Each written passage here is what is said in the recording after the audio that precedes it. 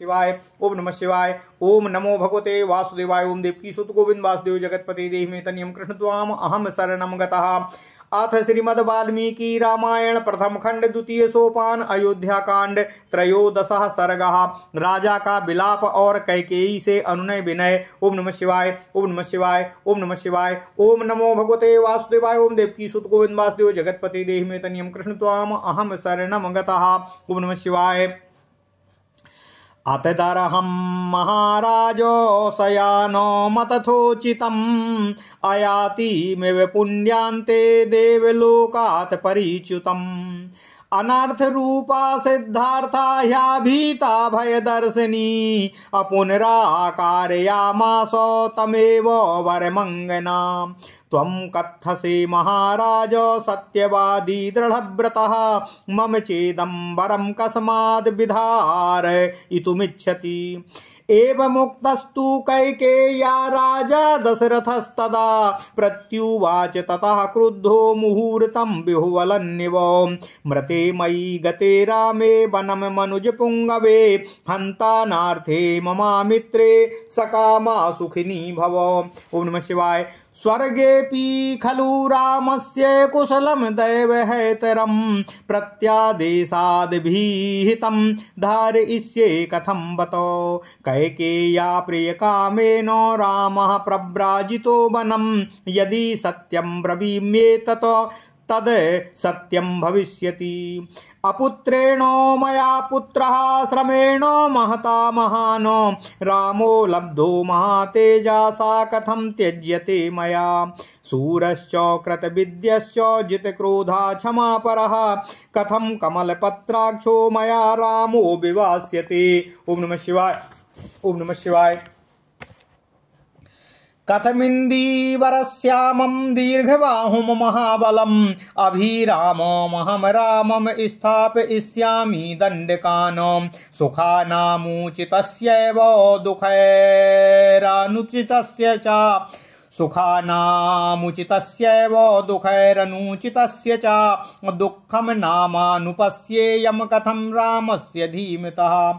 यदि दुःखं कृत्वा तु मम संक्रमणं भवेत् अदुःखार्हस्य रामस्य ततः सुखमवाप्नुयात्।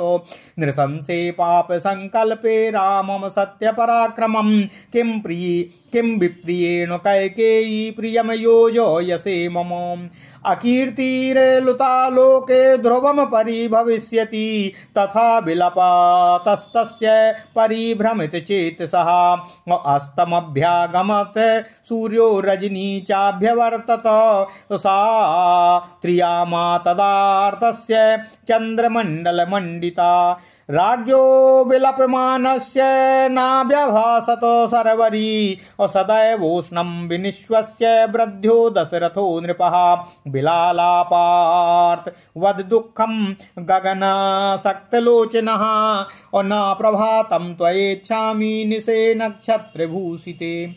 क्रियताम मे दया भद्रे ममायं रचितोऽञ्जलि अथवा गम्यताम शीघ्रं नाहमिच्छामि निर्घृणाम।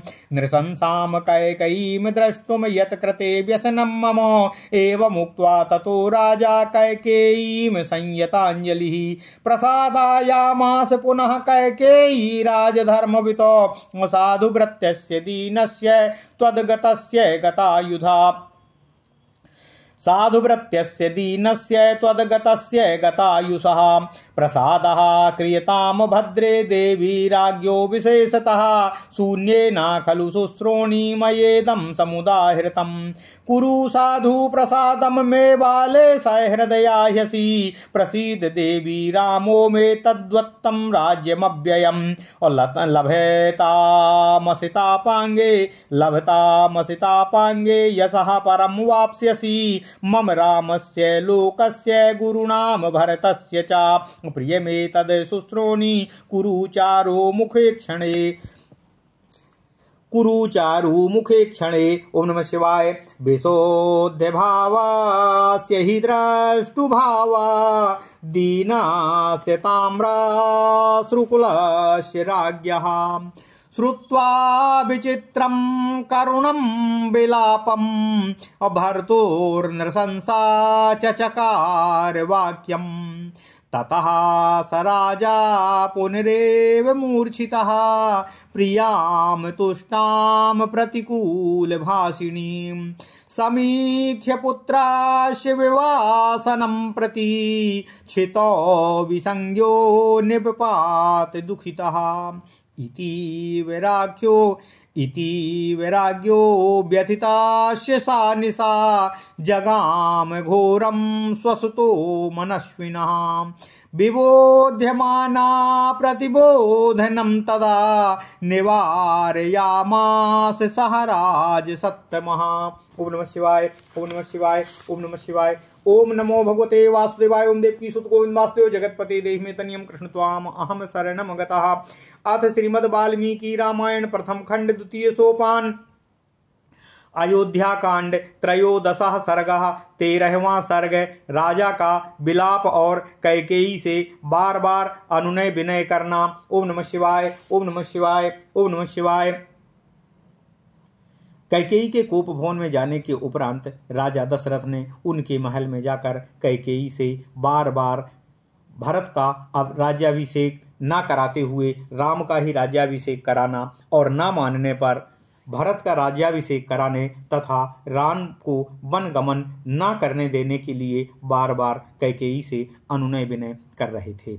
महाराज दशरथ उस अयोग्य और अनुचित अवस्था में भी बार बार मूर्छित होकर पृथ्वी पर गिर रहे थे। उस समय वे पुण्य समाप्त होने पर देवलोक से भ्रष्ट हुए राजा ययाति के समान जान पड़ रहे थे। उनकी वैसी दशा और व्यथा देखकर अनर्थ की साक्षात मूर्ति कैकेयी, जिसका प्रयोजन अभी तक पूर्ण रूपेण सिद्ध नहीं हुआ था, जो लोकापवाद का भय और मर्यादा छोड़ चुकी थी और श्री राम से भरत के लिए भय देखती हुई पुनः उसी वर के लिए बार बार राजा को संबोधित करते हुए इस प्रकार बोली। हे महाराज, आप तो डींगे मारा करते थे कि मैं बड़ा ही सत्यवादी और बड़ा ही दृढ़ प्रतिज्ञ हूँ, फिर भी आप मेरे इस वरदान को देने में क्यों बहाने कर रहे हैं। कैकेयी के ऐसा कहने पर राजा दशरथ 2 घड़ी तक व्याकुल की सी अवस्था में पड़े रहे। तत्पश्चात कुपित होकर उनसे इस प्रकार कहने लगे। ओ नीच, तू मेरी शत्रु है। नरश्रेष्ठ श्री राम के वन में चले जाने पर जब मेरी मृत्यु हो जाएगी, उस समय तू सफल मनोरथा होकर भी सुख से रह नहीं सकेगी।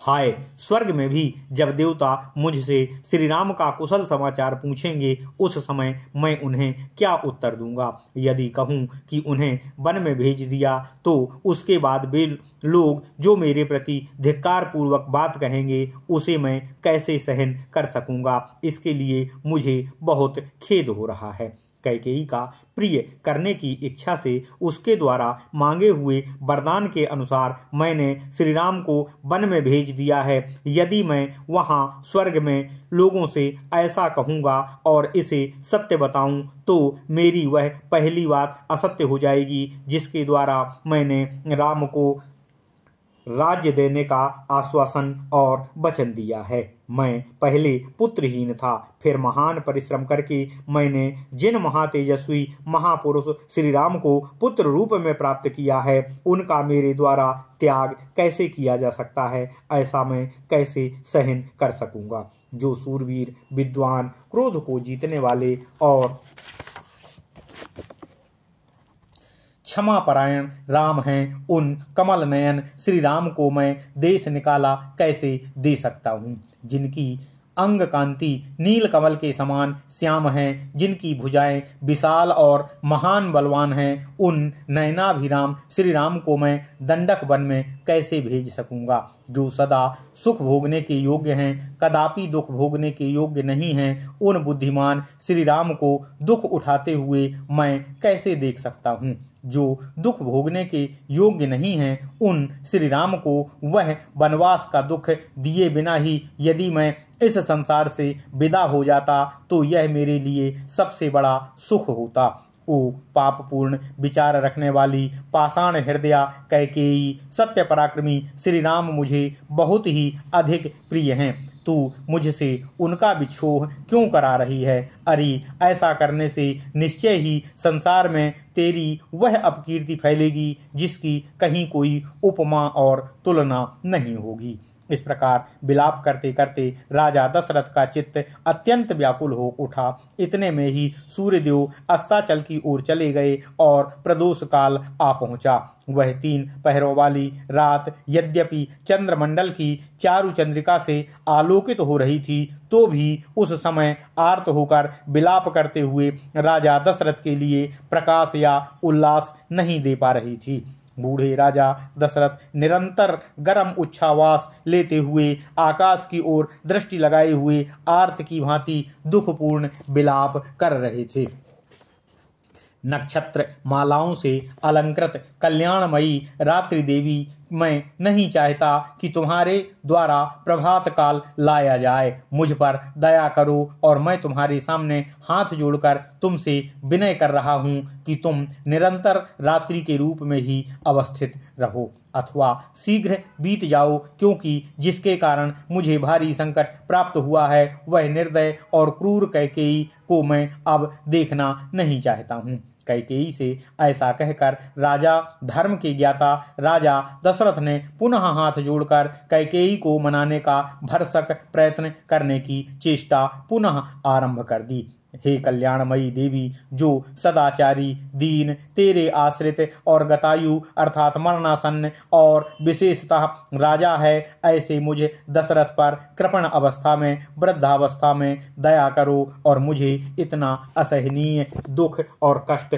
ना दो। सुंदर, हे सुंदर कटि प्रदेश वाली कैकेयी नंदिनी, मैंने जो यह श्री राम को राज्य देने की बात कही है वह किसी सूने घर में नहीं कही, भरी सभा में घोषित किया है। अतः हे वाले, तू बड़ी सहृदय है, इसलिए मुझ पर भली भांति कृपा कर, जिससे सभासदों द्वारा मेरा उपहास ना हो। हे देवी, प्रसन्न हो जा। कजरारे नेत्र प्रांत वाली, हे प्रिय, मेरे श्री राम तेरे ही दिए हुए इस अक्षय राज्य को प्राप्त करें, इससे मुझे उत्तम यश की प्राप्ति होगी और इसका श्रेय तुझे भी मिलेगा। प्रफुल्ल नितंब वाली, हे देवी, हे सुमुखी, हे सुलोचने, यह प्रस्ताव मुझको, श्री राम को, समस्त प्रजावर को, समस्त गुरुजनों को और भरत के लिए भी प्रिय होगा।